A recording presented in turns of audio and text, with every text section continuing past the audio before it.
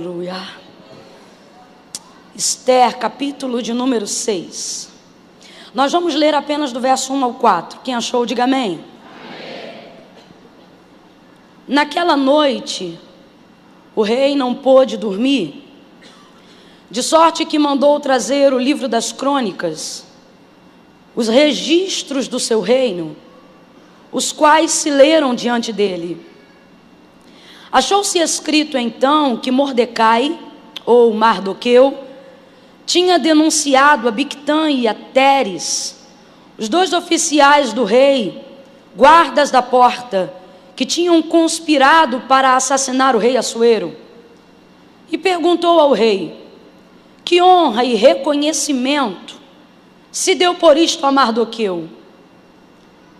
E os moços do rei disseram aos seus servos: coisa nenhuma se lhe fez. E disse o rei: quem está no pátio? Ora, Amã tinha acabado de entrar no pátio exterior do palácio do rei, para dizer ao rei que se enforcasse a Mardoqueu na forca que lhe tinha preparado. Disse o rei: quem está no pátio? Ora, Amã tinha acabado de entrar no pátio exterior do palácio do rei, para dizer que se enforcasse a Mardoqueu na forca que lhe tinha preparado. Somente até aqui você pode dar um glória a Deus? Glória a Deus, aleluia. Esse judeu Mardoqueu, ele está de pano de saco, com cinza sobre a cabeça e posicionado já há algum tempo na porta do palácio real. Ele adotou esse comportamento porque houve um edito real para que viesse aniquilar o seu povo. A porta do palácio, ele buscava ter acesso com a sua sobrinha, que era a rainha Esther, a quem ele tinha um relacionamento, que o parentesco era de tio e sobrinha, mas o relacionamento de afeto era como se fosse de um pai e de uma filha. E agora ele está juntando todos os seus esforços, seus sacrifícios pessoais, espirituais, colocando, trazendo em evidência, em toda a sua maneira de viver, uma estratégia do céu, uma resposta do céu, ao ponto que em dado momento, quando ele fica sabendo do edito e ele coloca isso diante de Esther, Hadassa, sua sobrinha, ele percebe que ela fica temerosa, porque só poderia se apresentar diante do rei quem ele fosse convidado. Esther já não era convidada há um tempo diante da presença do rei. Temerosa, ela meio que não vai dar uma resposta de pronto e de imediato acerca de uma intervenção para a libertação, livramento do seu povo, dos judeus. E ele vai deixar muito claro para ela: olha, será que não aprouve o Senhor te colocar aí dentro, para que você fosse um instrumento para que esse livramento acontecesse? Agora, todavia, Esther, fica ciente que se não vier de ti, de outra parte virá. Mas o Senhor dará esse livramento. Que homem crente, que homem de fé, que homem honrado. Este homem agora se curva diante de Deus. E não se curva diante deste homem que você observou no texto, considerado um homem mau. Eu me lembro que no momento do banquete em que Amã seria definitivamente desmascarado, o rei pergunta quem Esther convida, e ele diz: olha, chame aquele mau Amã. Amã tem a figura da malignidade dentro de todo o contexto histórico do livro de Esther. É ela mesma que coloca isso, e a gente observa isso pela maneira com que ele agia. Um homem que fazia uso da autoridade para desmerecer as outras pessoas. Um homem que era abusivo. Isso na verdade não é autoridade, é autoritarismo. E ocorria que todas as vezes que este Amã, que era um grão-vice, que era o segundo abaixo do rei, passava, as pessoas se curvavam. Mas o texto vai nos informar, a história vai nos contar, que Mardoqueu não se curvava diante de Amã.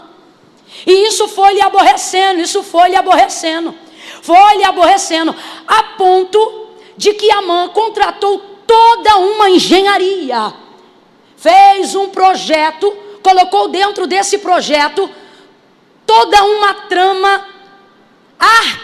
arquitetou, literalmente arquitetou.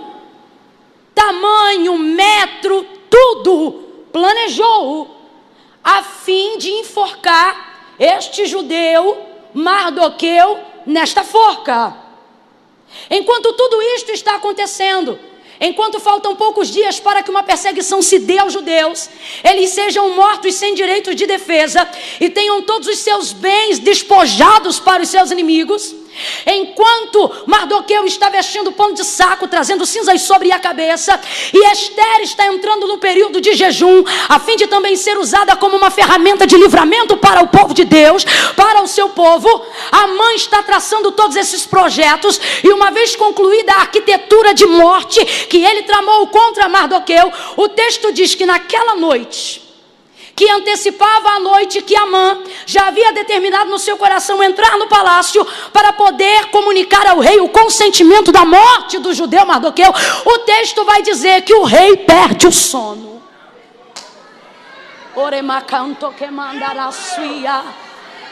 O rei perde o sono e ele diz: traga-me o livro das crônicas. Para ficar bem simples, para todo mundo entender, abra a sua boca e diga: o livro dos registros. Diga: registro. Traga-me o livro das crônicas, o livro do registro. Vem os seus servos, colocam o livro das crônicas, o registro. O que é o registro? O registro é quando você deixa anotado um feito tão grande que não pôde passar desapercebido. Um feito tão importante que desencadeou alguma coisa. Um feito tão importante que precisa ser colocado em linhas. Quando você pensa algo e guarda para você, o pensamento é seu. Quando você registra algo, você está fazendo questão que alguém tenha conhecimento sobre aquilo. Ele agora vai começar a meditar e vai observar os registros. E de repente, olha que coisa interessante, não apenas nessa causa agora com o seu povo, mas muito antes, numa causa que não envolvia o povo, Mardoqueu já tinha a nobreza de promover livramento para um rei que não era da sua etnia. E o texto vai dizer que ele, ao observar aquele livro, percebeu que Mardoqueu havia denunciado e automaticamente desbaratado um estratagema de alguns guardas para poder assassinar o rei Assuero. Ele vai dizer aqui e deixar muito claro, ele denunciou a Bigtã e a Teres. Isso aqui é maravilhoso, é um homem de coragem. Quem denuncia tem que dar a cara para bater. É tremendo, é por isso que o rei deseja agradar-se da honra de Mardoqueu, porque Mardoqueu, ao denunciar alguém, não é o tipo da pessoa que pede para gabinete para dizer: eu ouvi dizer. Ele não é do tipo da pessoa que pede para conversar para dizer: olha, eu estou sabendo. Não, ele é o tipo da pessoa que diz: tem nome, tem endereço, eu ouvi, e pode botar o meu nome para dizer que sou eu que estou falando. Ele denuncia a Bigtã e a Teres e livra o rei de uma conspiração para assassinato. Eu não sei se você está entendendo, mas é uma pessoa, é um livramento que produz a uma pessoa que beneficia toda uma nação. Foi isso que Mardoqueu fez. Isso foi registrado. Um registro de um feito realizado em oculto. E por isso não gerou recompensa imediata. Mas foi registrado. Ainda não foi recompensado, mas está. Ainda não foi publicado, mas está. Ainda não saiu no jornal, mas está. Teu pastor ainda não sabe, mas está. Teus filhos não viram, mas está. O Senhor te trouxe hoje aqui para te dizer: a honra que você faz em secreto gera recompensa em público. Aquilo que Mardoqueu fez vai gerar um registro real. Quando você abre a sua Bíblia no livro do profeta Malaquias, capítulo 3, verso de número 16, você vai ver Israel vivendo um tempo de apostasia espiritual. Eles estavam tão distantes daquilo que agradava a Deus, no que tange a entrega de ofertas e sacrifícios principalmente, que o povo via que a sentença não vinha de Deus. Então o povo começou a dizer entre si: olha, pode ser soberbo mesmo, porque não há paga para esse pecado.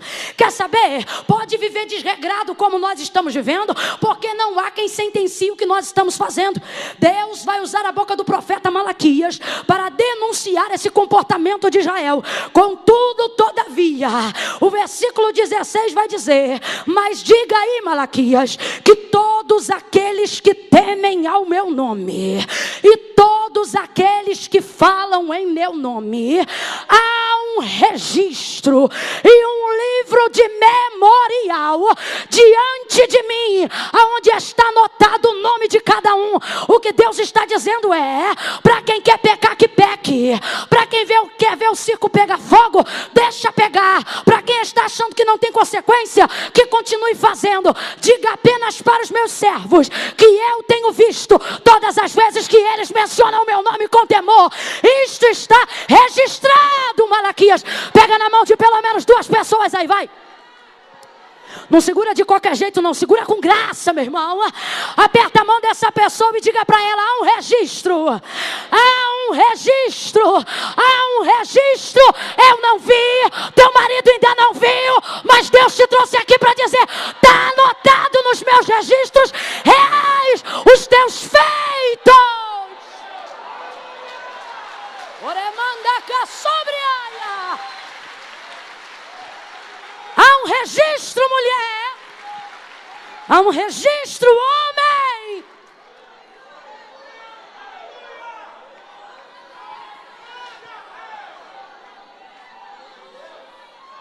Davi, em dias de lamento, vai cantar salmos que começam tristes, mas que terminam alegres. Porque enquanto ele ora e ele canta, ele vai se lembrando das coisas que Deus já o permitiu fazer. É mais ou menos como quando a gente começa a orar. Começa uma oração às vezes de lamento, mas parece que o Espírito vai trazendo a lembrança, né? Aquilo que nos dá esperança, e a gente começa a lembrar, e daqui a pouco cresce na oração, porque lembra que é um registro daquilo que aconteceu. No Salmo 56, lá pelo versículo 8, Davi está numa dessas canções, e ele vai dizer... ele começa chorando, e ele diz: mas porventura, ele não tem as minhas lágrimas que caíram num odre registradas no seu livro? Como é que tem lágrimas no odre registradas no livro? É porque para mim e para você é água salgada, para Deus cada uma é uma frase. Eu não sei para quem, mas Deus nos trouxe nessa noite hoje aqui para dizer: talvez nem você lembra, mas eu não tenho amnésia, diz o Senhor. Talvez você falha na recompensa de quem fez alguma coisa por você. Você evita até de fazer agradecimentos, porque não lembra o nome de todo mundo. Mas eu não sou assim. Eu sei quantos fios de cabelo você tem na sua cabeça. Eu sei as causas que tem te levado a chorar. E eu vejo aquilo que tu tem feito em oculto. Todo feito em oculto trará de Deus uma recompensa pública. Não sou eu que digo, é o autor do registro que afirma. Mateus capítulo de número 6. Não façam como os fariseus. Ele vai dizer: guardai-vos de dar esmola diante de todos. Ele acrescenta: quando a tua direita fizer alguma coisa, não deixe que a esquerda suspeite o que a direita fez. Ele diz: quando tu fores orar, não vá às praças públicas, como fazem os fariseus. Quando tu orar, ora em secreto. E o teu pai que te vê em secreto, te recompensará em secreto. E o teu pai que te vê em secreto, te recompensará publicamente. A recompensa pública é para quem pensa na recompensa pública? Não. A recompensa pública é para quem fez no secreto, sem a preocupação de ser recompensado. Esses dias eu estava meditando um pouco sobre caridade e solidariedade. E ao observar o judeu Mardoqueu, o Senhor falou comigo: ele não é apenas solidário, ele é caridoso. E aí quando você para um pouquinho para estudar sobre a diferença entre solidariedade e caridade, eu vou tentar descrever como se fossem duas pessoas. É mais ou menos assim: Se eu pudesse descrever como se fossem pessoas e alguém me perguntasse, me diga aí, irmã Camila, como é a solidariedade? Eu diria, a solidariedade é linda. É ou não é, irmãos? Sem ironia nenhuma, é ou não é? É. A solidariedade é linda, é amada, é popular, é carismática. E se alguém me perguntasse, e a caridade como é? Eu diria, ninguém sabe, porque ela não fala e nunca tira foto. Você consegue perceber a diferença de uma coisa e outra? Irmã Camila, você está dizendo que eu não devo ser solidário? Não, eu estou dizendo que o ser humano é solidário, mas o cristão é caridoso. Mardoqueu consegue entender essa diferença, e é por causa desses feitos que agora o céu se move em prol de lhe trazer uma recompensa pública.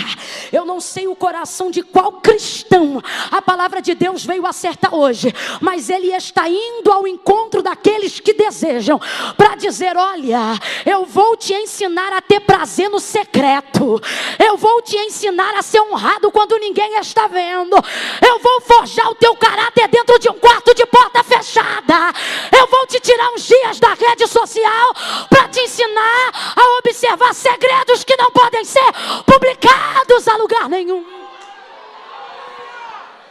E em tempo oportuno, você vai ver que o teu pai que registra em secreto te recompensará publicamente. Oh, aleluia. Enquanto o rei vê aquilo e pensa, e agora? Foi feita alguma coisa por esse homem? Não. A mente dele começa a trabalhar, e o que é que eu vou fazer por esse homem? Porque quem serve com honra, recebe honra, irmãos. Jesus vai dizer a quem honra, ele diz a quem honra elogio, a quem honra dinheiro, a quem honra cargo.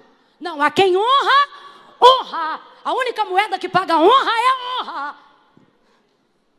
E ele agora vai procurar uma maneira de honrar esse homem que lhe honrou. E ele começa a pensar, o que eu vou fazer para honrar esse homem? O que eu vou fazer para honrar esse homem? Enquanto ele está pensando em si, ele já estabeleceu um decreto. Qual decreto? Eu vou honrar ele. Eu ainda não sei o que eu vou fazer, mas que eu vou honrar ele, eu vou. Dentro dele, ele já estabeleceu um decreto. Ocorre que ele quer uma ajuda para saber de que forma ele pode estabelecer o decreto do seu coração. E aí ele pergunta, tem alguém aí fora? E os guardas respondem, Amã acabou de chegar. A gente leu aqui que Amã tinha acabado de chegar, por quê? Porque ele queria falar do projeto da forca que preparou para Mardoqueu. Quem lembra disso, diga glória a Deus. Só que enquanto ele vem para trazer um projeto, o rei já estabeleceu um decreto. Enquanto ele vem com um projeto, o rei já determinou em seu coração fazer algo para honrar a Mardoqueu. Às vezes a gente se preocupa com os projetos do nosso adversário em nossa direção. E a gente pensa, rapaz, eu sei que estão projetando, eu sei que estão falando, eu sei que estão arquitetando. Só que pare para analisar, o que o inimigo tem?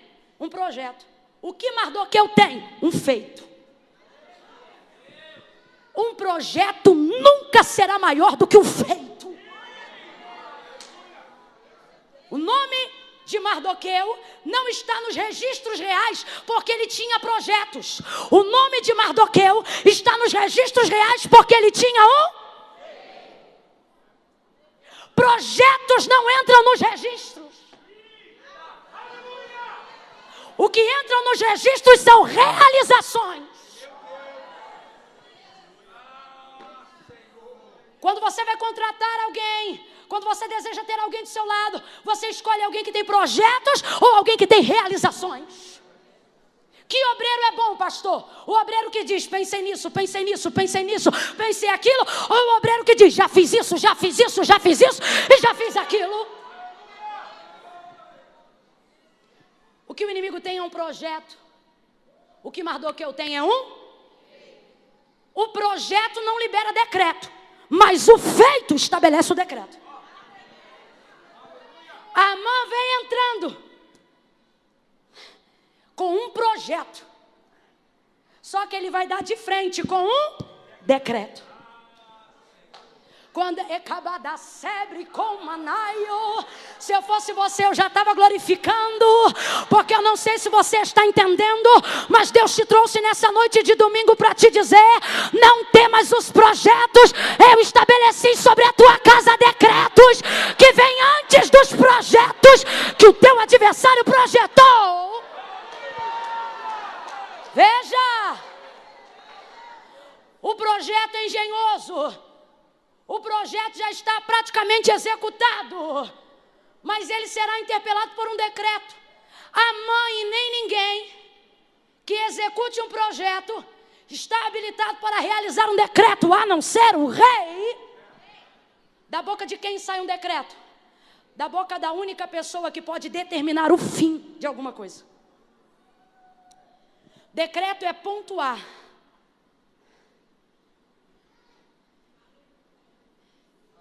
Quem determina o fim de uma novela nunca é o protagonista. Menos ainda o coadjuvante. Por mais que sejam participantes de tudo que está acontecendo. Só pode determinar o fim quem tem o controle do começo. A quem pertencem os decretos? A pessoas que têm autoridade para determinar como vai ser o... E que homem na terra pode determinar o fim? Só tem um. João até se espanta, porque ele está muito diferente de quando o viu caminhar sobre a terra. Ele cai no capítulo 1 do verso 8 de Apocalipse. Caindo como morto, ele pensa: quem é esse? Mas ele diz: João, sou eu. Ele não diz nome. Por quê? Porque João conhece, só não está lembrando, porque está muito diferente. É como se o coração de João perguntasse na revelação do Apocalipse: eu quem? Ele diz: aquele que tem a chave de Davi. Não sei se você entende, mas a chave de Davi é a porta do começo, da linhagem real, de onde tudo veio.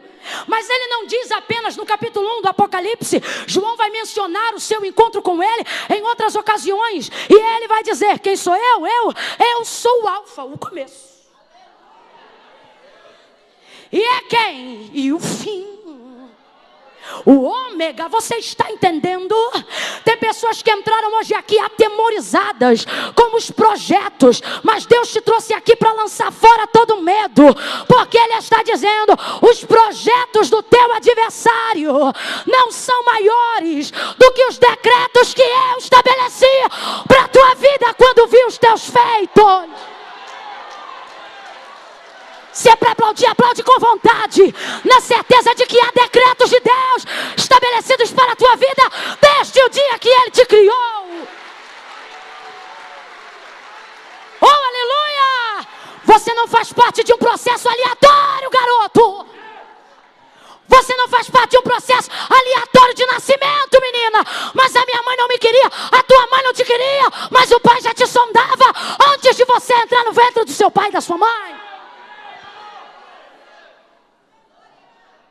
Todos os projetos que permeiam a sua vida não passam disso, de projetos.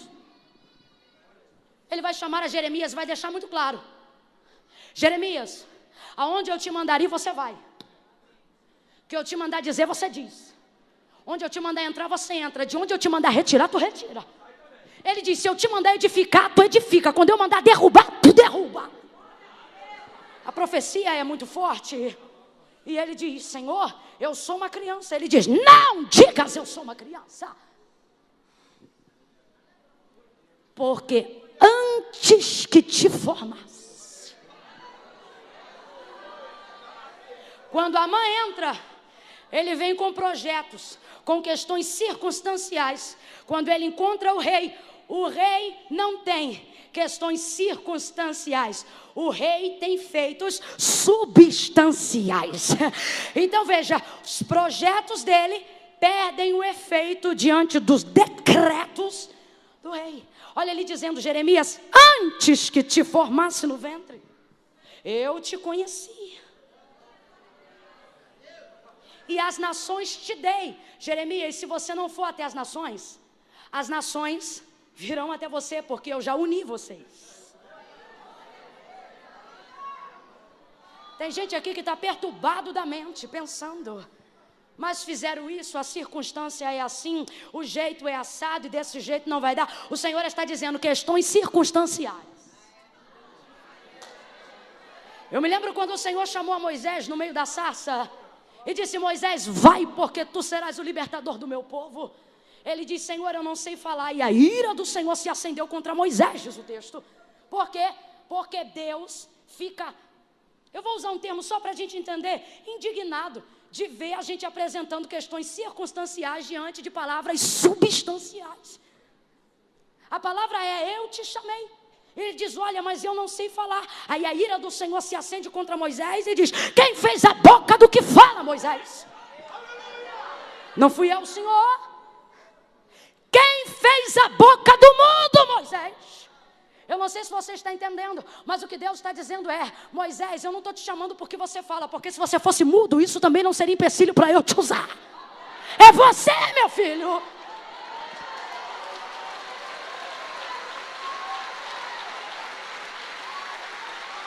Eu já decretei, eu já estabeleci, ainda antes que houvesse dia, ele já existia, e não há quem possa fazer escapar das minhas mãos, mas eu estou devendo, e não há quem possa fazer escapar das minhas mãos, mas estão me perseguindo, e não há quem possa fazer escapar das minhas mãos, mas o meu marido não é crente, e não há quem possa fazer escapar das minhas mãos.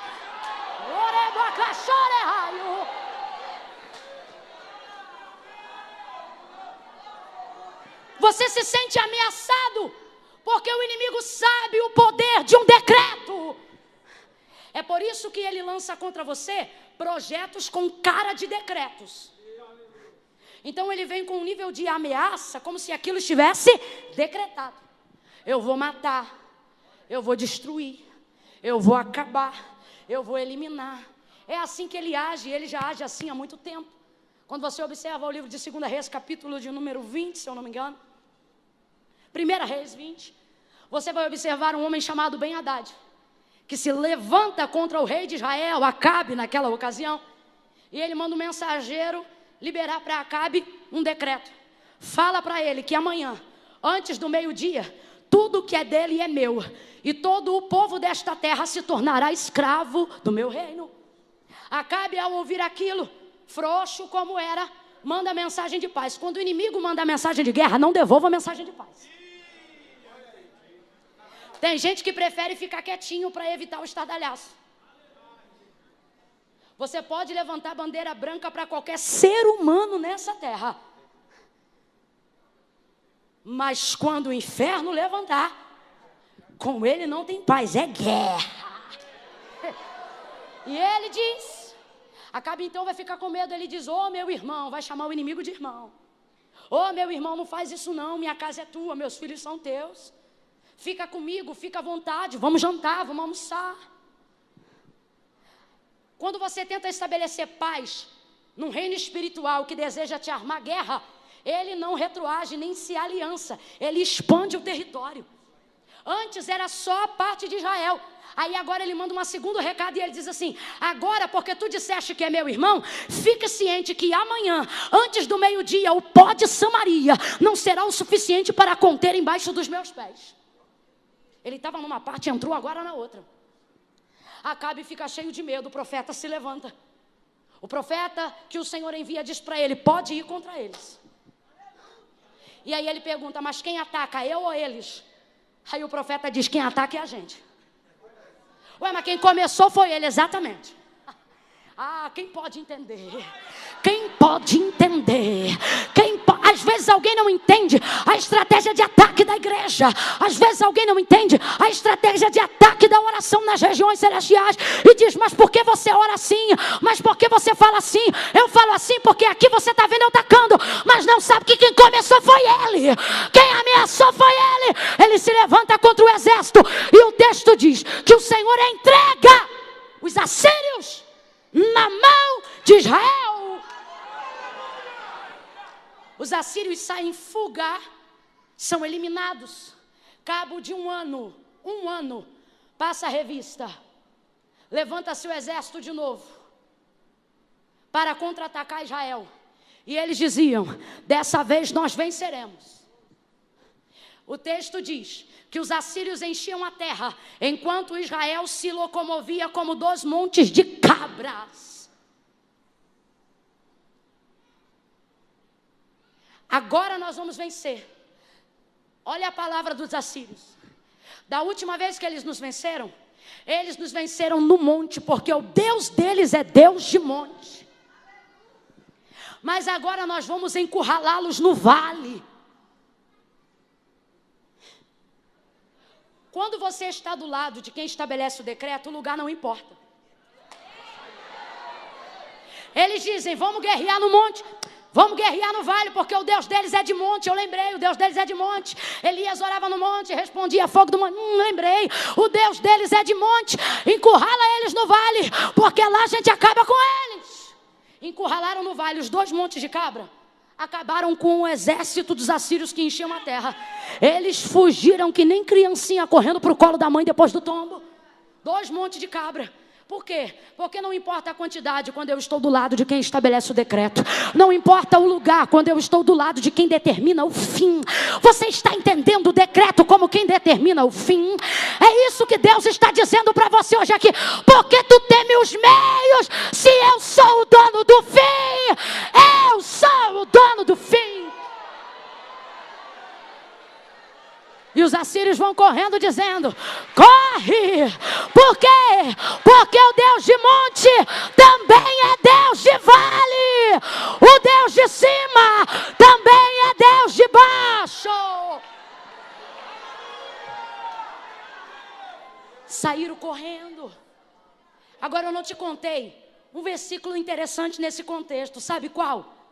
Antes de meio-dia, quando se deu a guerra, os 32 reis que andavam com Ben-Hadad já estavam bebendo entre as tendas. Por quê? Eles tinham certeza que não tinha como 2 montes de cabra vencer uma multidão que enche a terra. São 32 reis, contando 33 com Ben-Hadad contra um Acabe. Mas é que não é Acabe. Sabe por que eles estão bebendo? É comportamento que só se fazia depois da guerra. Mas eles têm tanta certeza de que não tem como perder, que eles já bebem antes. Olha para o teu irmão, fala para ele: o inimigo está bebendo antes. Enquanto ele encharca a cara de vinho, aonde há contenda, a gente vai se enchendo do Espírito. Botou para correr, meu irmão. Com Senaqueribe foi a mesma coisa. Senaqueribe tem um histórico. Ele chega com a afronta e ele diz assim: o que vai ser feito de vocês é o mesmo que eu fiz. Diga: aonde estão os deuses de Ramate? Aonde estão os deuses de Arpade? Aonde estão os deuses de Sefarvaim? Aonde estão os deuses de Rena, os deuses de Iva? Ele traz um currículo, rapaz, um histórico de quem ele já destruiu. Só que dessa vez ele está em Jerusalém. Ele quer entrar em Jerusalém. Aqui não tem Deus de Ramate. Aqui não tem Deus de Rena. Aqui não tem Deus de Iva. Aqui não tem deuses estranhos como em Samaria. Aqui só tem um. Oremacanasémbia.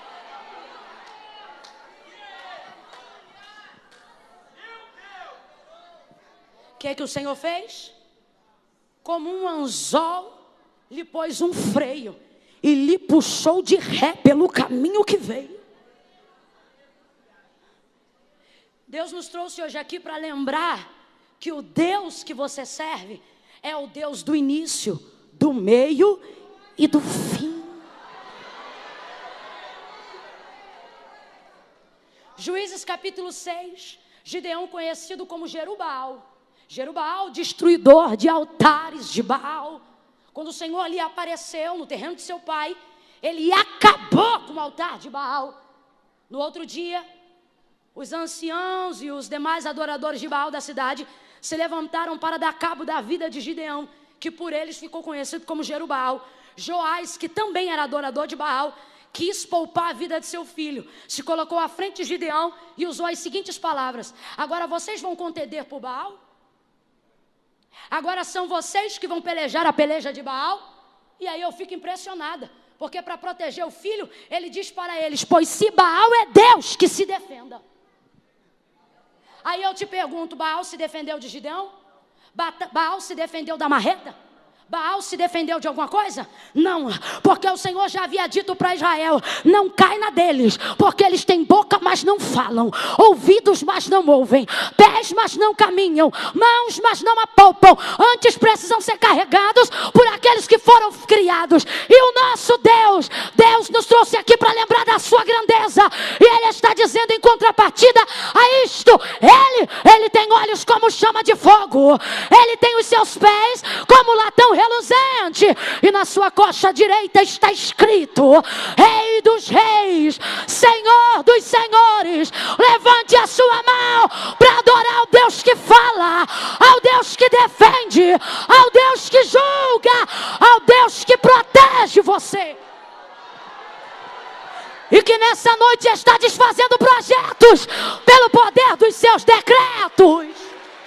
Oh, aleluia! Oh, aleluia! Aleluia! Aleluia!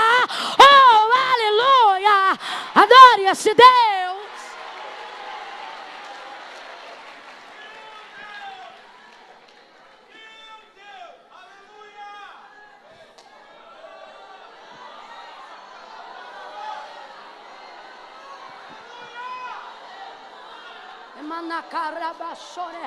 Cadê o menino daqui que estava tocando teclado? Rebara sebre com marachuia. Camanda sebre. Ai, soreha. Camanda soreha. Ebada soreha barasuia.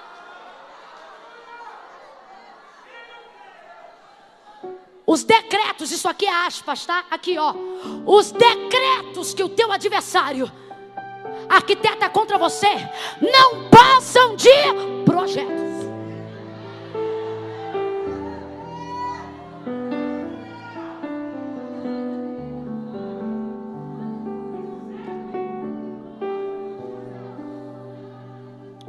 Um pouquinho só mais baixinho. E não quero nada lento com estilo de casamento, não. Faz um bom aí. Por aí, é mais ou menos. Tem que ser baixinho, que ainda não tá acabando. Calma aí.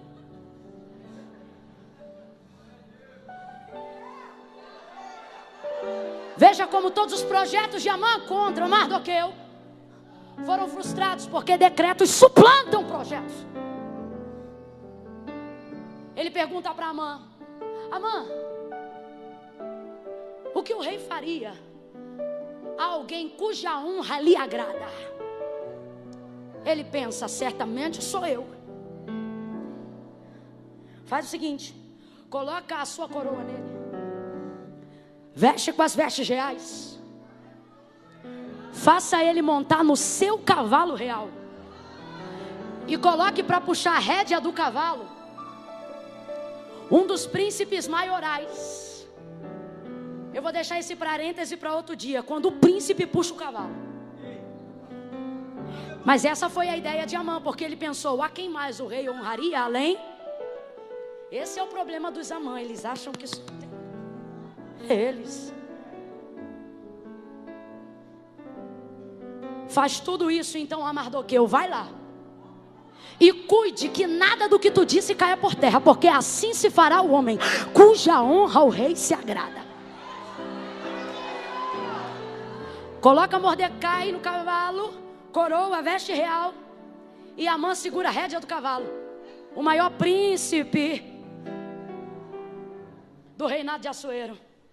Vai ele puxando o cavalo, e sabe qual é o problema? Ele tinha que anunciar periodicamente o respaldo da honra. Ele segura. Ele segurava a rédea do cavalo, dava mais ou menos uns 10 passos, parava e dizia: assim se faz ao homem cuja honra o rei se agrada. Dava mais uns 8 passos e dizia: assim se faz ao homem cuja honra o rei se agrada. Dava mais alguns passos e sabe o que ele tinha que fazer? Eu não sei se isso começou às 4 da tarde, mas se começou não terminou antes das 6. Porque ele teve que andar por toda aquela província anunciando isso. Assim se faz ao homem cuja honra o rei se agrada. Assim se faz ao homem cuja honra o rei se agrada. Assim se faz ao homem cuja honra o rei se agrada. Assim se faz ao homem cuja honra o rei se agrada. Assim se faz ao homem cuja honra o rei se agrada. Irmã, que coisa linda! Eu quero essa coroa, também quero veste, eu quero cavalo e o anúncio do príncipe. O Senhor está dizendo: a coroa é boa, a veste é linda, o cavalo é imponente, mas tudo isso é nada sem o anúncio. Por quê? Porque o anúncio respalda a indumentária. É assim que fala indumentária? Indumentária. Sabe por quê? O anúncio traz todo o respaldo daquilo que está sendo feito. Às vezes a gente dá valor demais à veste. Só que deixa eu lhe dizer uma coisa: toda a indumentária, toda a veste sem o anúncio não é honra, é fantasia. Você sabia que bobos da corte também usavam tecidos reais? Porque eles precisavam contracenar algumas cenas da família real. Conta a história com H mesmo, tá? História arquivada, registrada. Que bobos da corte também têm acesso a tecidos reais para construir as suas fantasias.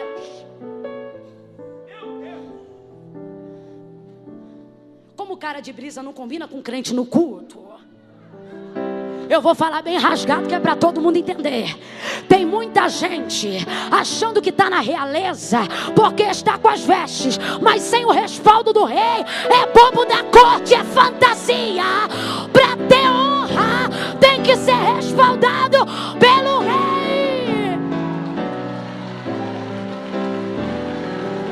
Nenhuma autoridade na terra ocupa nenhum lugar de honra se antes de ocupar, primeiro não ser anunciada. Quem chegar primeiro, a coroa ou o anúncio? Quem chegar primeiro, o cavalo ou o anúncio de Amã? O anúncio do rei? O anúncio. Porque ele respalda a coroa, ele respalda a veste, ele respalda o cavalo, ele respalda a honra. Honra tem que ter respaldo. Nenhuma autoridade na terra ocupa lugar de honra sem ser anunciado. Até eu que não sou nada, não cheguei aqui e disse: olha, hoje quem vai pregar sou eu. Não. Hoje está conosco a irmã Camila, vem. Você já viu o presidente fazer um anúncio sem ser primeiro anunciado por alguém? Quando a presidência da república vai falar, os jornais são obrigados a interromper o programa fazendo um anúncio para respaldar a honra da autoridade. Leva mal não, irmão, é desse jeito que eu estou falando. Tem muito bobo da corte fantasiado querendo dizer que é da realeza. Cadê o respaldo? Cadê a mensagem do rei? Eu não quero viver uma vida de vitória em Deus por fidelidade, porque aí é caráter de Deus, Ele é fiel. Eu não quero viver uma vida de vitória em Deus pautada apenas na sua misericórdia, porque aí é da parte de Deus. Coisa boa é viver do seu agrado, porque aí não é apenas fazer porque Ele quer, é porque Ele faz, é fazer porque Ele se agrada. Respaldo. Cadê o respaldo, irmão? Mardoqueu tem respaldo, e o Senhor nos trouxe hoje aqui para te dizer: a tua honra não vai caber especulações. Eu vou deixar claro que foi eu que dei, que foi eu que fiz, que foi eu que levantei. Chega de viver num mundo de fantasia. O bordão na mão de o bordão de Eliseu, o cajado de Eliseu na mão de Geazi é fantasia.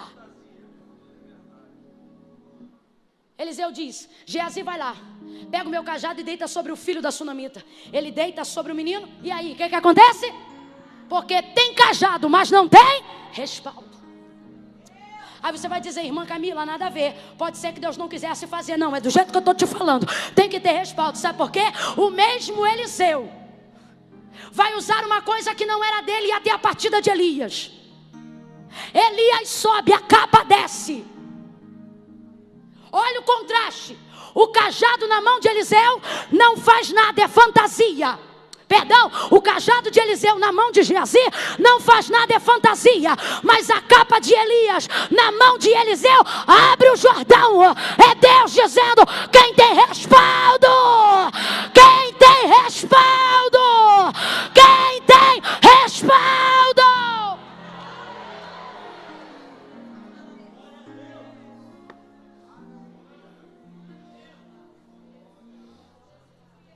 Você vai ver um Mardoqueu que não se preocupa em saber se a mãe está projetando alguma coisa contra ele ou não. Nem vou entrar nisso. Mas tem muita gente aqui usando o seu tempo para tentar desfazer o que sabe que o inimigo está projetando. Hoje Deus está te fazendo um convite. Ele está dizendo: vem caminhar para as coisas do reino. Posso te falar uma coisa? Se porventura dessa vida Mardoqueu se preocupasse com os projetos de Amã, eles lhe seriam distrações para que as questões do reino não fossem resolvidas. Agora eu te pergunto: o que são maiores? Projetos pessoais ou projetos de nação? Nação. Quando há um tempo atrás nós estivemos na campanha de reeleição à presidência da República, eu fiz uma postagem da seguinte maneira: o que me preocupa são 53 milhões de brasileiros preocupados com a sua casa, porque eu estava mencionando um plano do governo que atraía uma quantidade grande de votos para um presidente em questão que já havia provado que não estava tendo qualificação para dar continuidade. E aí eu disse o seguinte: o que me preocupa são os 53 milhões preocupados com as suas casas, esquecendo que as suas casas moram no Brasil. Irmã Camila, o que isso significa? Eu quero dizer que a causa coletiva te inclui, queridão. Se Mardoqueu, abre a mente que eu estou contando com a tua inteligência. Se por alguma causa da vida Mardoqueu se distrai, como muitas vezes nós fazemos, em querer desfazer o que o inimigo tem feito, ele poderia defender a si próprio por um tempo, mas perderia todo o povo, e automaticamente perderia a si mesmo, porque ele também era judeu. Agora, quando ele luta pelo todo, ao salvar o todo, ele salva. É gente envolvida com muita picuinha pessoal. São pessoas que não estão entendendo que os projetos de Satanás contra a sua vida são distrações para te tirar do foco em que a causa do reino é maior. Olhe para pelo menos duas pessoas e fala bem alto para ela ouvir. Diga para ela: a causa do reino é maior. Não, você ficou sem graça. Olha para ela e diga: a causa do reino é maior. Deus te deu a alegria de te colocar numa causa que é maior do que você. Para fazer parte do reino, você precisa entender que o reino é maior que seu ego. Você sabe por que tem gente que se sente muito ofendida? Porque o ego é muito grande. Ele acha que tudo é sobre ele. Quanto maior a ferida, maior o orgulho. Porque você sempre pensa: você viu, foi para me atingir aquilo ali. Eu vou dar-lhe uma resposta agora aqui no Face, porque eu sei que aquilo ali foi para mim. Printou a tela do WhatsApp, manda para mim que eu estou fazendo um dossiê para acabar com ela. Sai dessas coisas que tem o teu tamanho. Que tamanho, irmã Camila? Pequenas, mas o Pai te concedeu um projeto maior do que você. E se Ele está te confiando isso, é porque Ele acredita na grandeza do seu espírito. espírito, porque a sua alma é individualista, mas o seu espírito é agregador, porque em ti há espírito de vida, espírito de excelência, espírito de reino. Pare de se distrair com os projetos de Amã. Posso falar um negócio? O cara está com um pano de saco, cinza na cabeça, não tem título, não é obreiro, não tem cadeira, ele não tem nenhuma titularidade real. Mas posso te falar, olha o que ele já fez. Livrou o rei de conspiração, está julgando a causa de um povo e é conselheiro direto da rainha. Não, você não entendeu. O cara não é nada e é tudo ao mesmo tempo. Porque não é o que ele tem, é quem ele...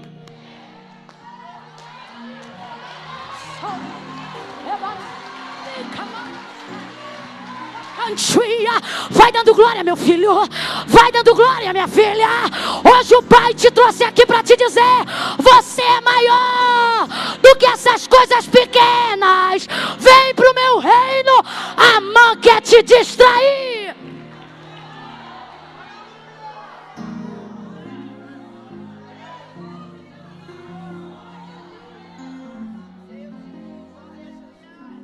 João capítulo 18. Pedro vai cortar a orelha do soldado Malco na hora da captura de Jesus no Getsemane. E Jesus diz: Pedro, coloca a tua espada na bainha, porque não beberia eu o cálice que o Pai me deu. Ele está dizendo: Pedro, se você não está disposto a entregar o pessoal por causa de uma causa mais nobre, eu não sou assim. Eu estou disposto. Hoje o Senhor quer saber quantos estão dispostos a sacrificarem o pessoal em prol de uma causa maior. Quando você sacrifica o pessoal, você promove o reino. Quando você promove o reino,